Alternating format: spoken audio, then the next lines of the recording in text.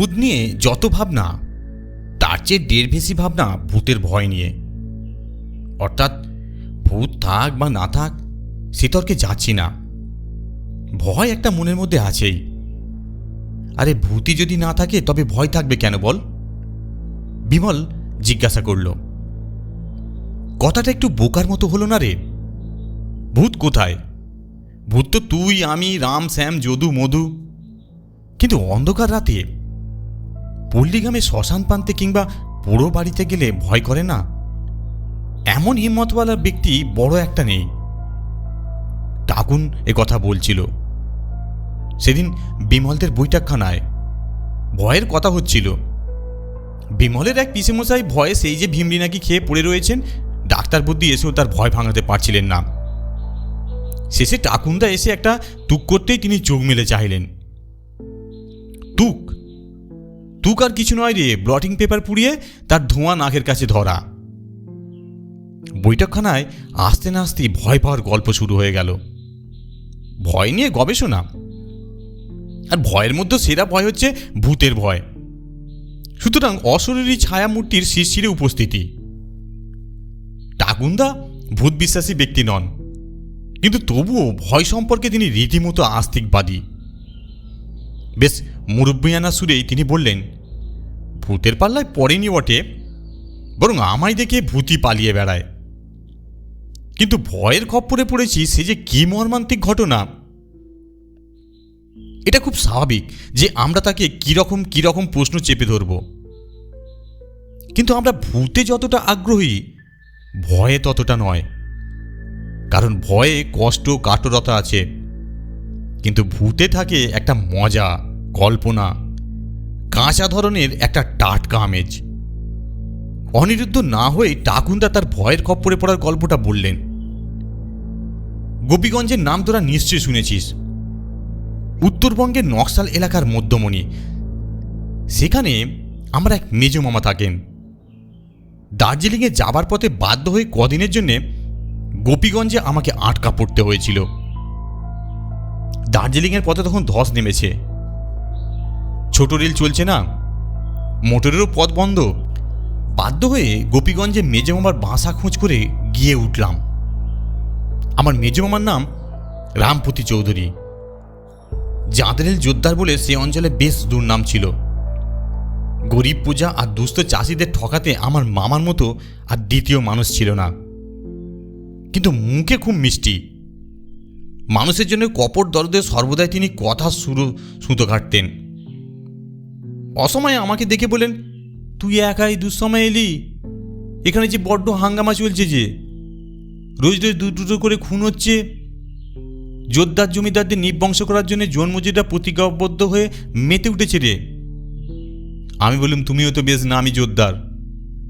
না মানে আমাকেও সাবধানে চলতে হচ্ছে। তুই এলি কি করে? বাড়ি চিনতে পারলি? তোমার নাম করে ছেলে ছোকরাদের জিজ্ঞাসা করে চলে এলুম। ছোকরাদের একজন এগিয়ে এসে বলল, ক্রস টুয়েল বাড়িটা চলুন, দেখিয়ে দিচ্ছি। কিন্তু আগে ভাগে বলে রাখছি, এখানে গ্রামে গঞ্জে হাটে বাজারে খুব কড়া ডিডিটি ছড়ানো আছে দাদা। টিকটিকি এখানে বাসা বাঁধতে পারবে না। তোকে বললেই কথা। ভয়ে ঘাবড়ে গিয়ে মামার গলা থেকে আওয়াজ বের হচ্ছিল না। চলো তো বাড়িটা ঘুরে দেখে আসি, দেখি কিছু আছে কিনা। একটু বোকার মতোই আমার জিজ্ঞাসা। ক্রস দাগ দেয়া চিহ্ন করে রাখা, বুঝলি না? পরপর অপারেশন হবে। ঘর ছেড়ে বের হই না, সবসময় ডাইনে বাঁয়ে সামনে পেছনে লোক নিয়ে থাকি। তুই আবার এলিয়ে সময়ে। জমি জায়গা ছেড়ে জোরদারি বিসর্জন দিয়ে আমার সঙ্গে চলো, কলকাতায় গিয়ে থাকবে।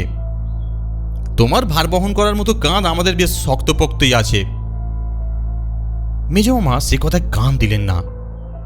ক্রস 12 কি সাংঘাতিক। শব্দগুলি জপ করতে করতে কেমন যেন হয়ে গেলেন। জায়গাটা ভালো নয়, মেজমামা সতর্ক করে দিয়েছিলেন আমায়।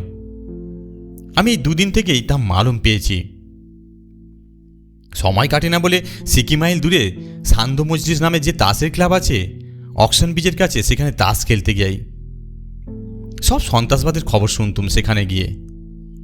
তার তাতে আমার পিলে চমকে যাবারই কথা। দাগানো বাড়িতে থাকা ঠিক নয়, নতুন লোকের পক্ষে গ্রামে আসাও নিরাপদ নয়, যে কোনো সময় লাশ পড়ে যেতে পারে।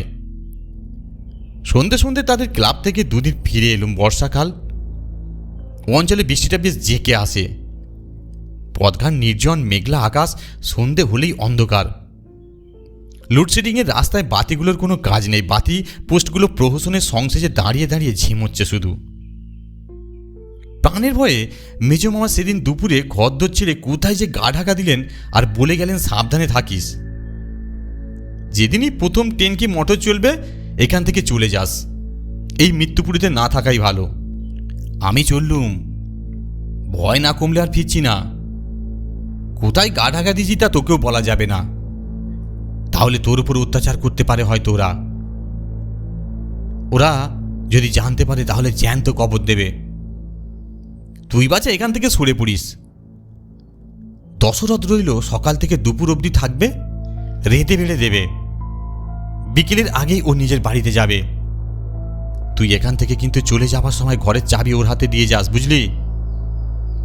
মেজে মামার কথা একরকম। বরাবরই তিনি চাচা আপন পান বাঁচার নীতি রূপায়ণে খুব পারদর্শী ব্যক্তি। মামা চলে যেতে যে বেশ খানিকটা ভয় না পেয়েছিলাম তা নয়, ভূত নয়, সাপও নয়, বাঘও নয়, তবু কিসের একটা অজানা ভয় যেন পিঠে সিট দাঁড়াবে, মাথায় চড়ে বসল। ভয় কি তবে মানুষকে? ভাবলুম আমিও চলে যাই, শিলিগুড়িতে কোনো একটা হোটেলে গিয়ে উঠি। অর্থাৎ মানুষকে মানুষের ভয় করতে হবে, এর চেয়ে হাসির কথা আর কি হতে পারে? মানুষ মানুষকে ভালোবাসবে, তা না করে ভয় করবে কেন? এই ভয় আমি বা তপালাবো কেন? আমি তো কোনো অন্যায় করিনি। মেজমামার মতো গরিব চাষির মুখের অন্ন ছাড়িয়ে আমি হাটে বিক্রি করিনি বা দুস্থ প্রজার ভিটের ঘুঘু চড়াইনি। আমার ভয়টা কিসের? তাহলেও কালকে যে কে যেন ইঙ্গিত করেছিল আমাকে, আমি গোয়েন্দাগিরি করতে এসেছি নাকি এখানে। আমি জানি আমার কাজের দ্বারাই আমি প্রমাণ করে দেব আমি ওসব গোয়েন্দা ফোয়েন্দার কাছে ধারে কাছে নেই। মেজমামা চলে যাবার দিন বিকেলে শুনলুম কুসুমপুরের সাপুই যোদ্ধার খুন হয়েছে। তার বাড়ি দাগানো ছিল ক্রস ট্রেনে। সেদিন আরও দূরে দু একটা খুনের কথা শোনা গেল। সেসব গুজব না সত্যি তা পরখ করার কোনো উপায় নেই। তাসের ক্লাবের সভ্যদের খবর ঘটনাও হতে পারে বা রটনাও হতে পারে। পরদিন বিকেলে গিয়ে শুনি সান্ধ্য মজলিসের দরজা কস চিহ্ন পড়েছে, কস 20। ক্লাব ঘরে সন্ধ্যার আগে বন্ধ হয়ে যাবে। আমি যে কি করি? দার্জিলিংয়ের পথ এখনো বন্ধ, না চলছে ট্রেন না মোটর। সেদিন সন্ধ্যাবেলায় ফিরছি ক্লাব থেকে একা একা। গ্রামে অজানা লোক হিসাবে আমার প্রতি একটা অদৃশ্য নজর রয়েছে, তা কিন্তু আমি ভালোভাবেই বুঝতে পারি। অন্ধকারে হাঁটতে হাঁটতে তাই গা ছমছম করছে, যেন ঠান্ডা সাপ পিঠ দিয়ে বেয়ে উপর দিকে উঠছে, এই রকম অনুভূতি হচ্ছে আমার। সন্ধে হলেই সেরকম বোধ হচ্ছে এই দিন দুয়েক। দাসের ঘর থেকে মেজমামার বাড়ি আসতে গেলে একটা ছোট খাল পেরোতে হয়। খালের উপরে একটা উঁচু ব্রিজ। এই ব্রিজের উপরে না উঠলে এপার ওপারের পথ দেখা যায় না। বর্ষাকালে খালের জল স্ফীত হয় বলেই এমন বেখাপ্পা উঁচু করে পোল তৈরি হয়েছে। পোলের পাড়টা নির্জন থাকে। কত যে খুন হয় এইখানে। খালের ধারে হামেশায় লাশ পড়ে থাকে। সেদিন সন্ধ্যাবেলা ফিরছি আমি। আবছা অন্ধকারের একটা পাতলা চাদর সারা পল্লীতে যেন পাতা হচ্ছে। উপরে পালোয়ানের মতো কালো কালো মেঘ যাতায়াত করছে। মনে হচ্ছে জোরে একটা বৃষ্টি নামবে বলে আকাশ যেন সাজো সাজো রব পড়ে গেছে। উঁচু পোলের উপর উঠতেই মনে হলো কে যেন আমার পিছনে পিছনে আসছে।